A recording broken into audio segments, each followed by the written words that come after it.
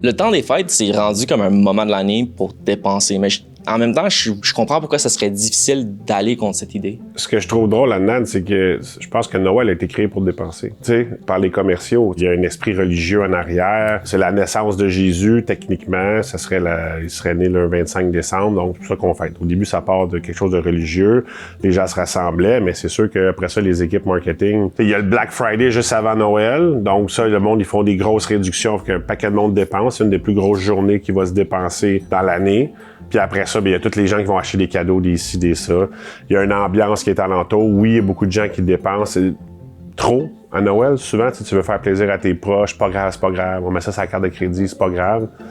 Puis à toutes les années, il y a une dégelée qui arrive quand que le bill de janvier arrive avec tout ce qui a été dépensé en trop là, pour le temps des fêtes. Là.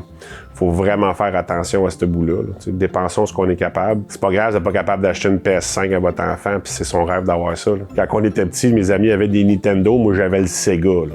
Pas le Sega Genesis, j'avais le Sega. Pourquoi? Parce qu'il était moins cher. Je veux dire, c'est plate qu'il soit pas comme tout le monde, mais tu sais, si c'est ça un moyen que ça te permet, mais ça t'apprend quelque chose quand même à ton enfant, ça lui donne un jeu pareil, mais tu sais, il va pas te saigner pour lui faire des cadeaux. Là. Il faut pas se sentir coupable de ça. Il y a d'autres choses que juste des cadeaux. En fait, c'est de pas se mettre sur la paille pendant 6-7 mois après l'année parce qu'on a voulu faire des cadeaux. Mais encore là, faites ce que vous voulez.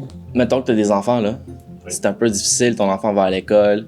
Puis après ça, il faut qu'il se compare à d'autres gens. Ouais, mais t'as pas le choix d'avoir la discussion avec ton enfant. Faut arrêter de... Ouais, mais la société veut que ça soit ça, puis là, il va être mis à part. Mais faut y expliquer. Faut y expliquer plus jeune que les autres que dans la vie, c'est peut-être plus difficile, puis que les cadeaux, ben, le Père Noël, il peut pas nous emmener tout le temps des aussi gros à chaque année. T'sais, si on a une situation difficile, peu importe l'âge que a l'enfant, si l'enfant est un peu plus grand, il va comprendre, ça va être triste.